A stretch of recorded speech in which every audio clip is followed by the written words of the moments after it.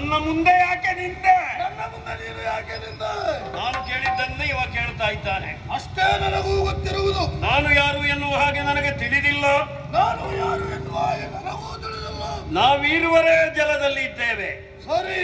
ಬೇರೆ ಯಾರೂ ಇಲ್ಲ ಎಂದಾದ ಮೇಲೆ ನಾವೀರುವರು ಒಂದಾಗಿ ಮುಂದುವರಿಯೋಣ. ಆಗಲಿ.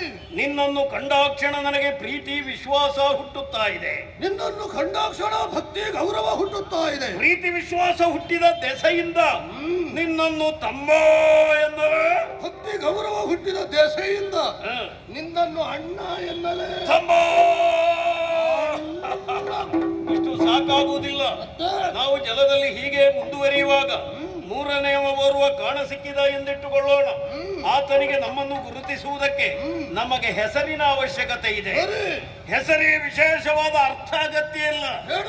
ಕರೆಯುವುದಕ್ಕೆ ಸುಖವಾದರೆ ಸಾಕು, ಹಿತವಾದರೆ ಸಾಕು. ನಾನು ಹಿರಿಯವ, ನನಗೆ ಮೊದಲು ಹೆಸರಾಗಬೇಕು. ನೀನೇ ನನಗೊಂದು ಹೆಸರನ್ನಿಟ್ಟು ಬಿಡು. ಅಣ್ಣ. ಅಮ್ಮ.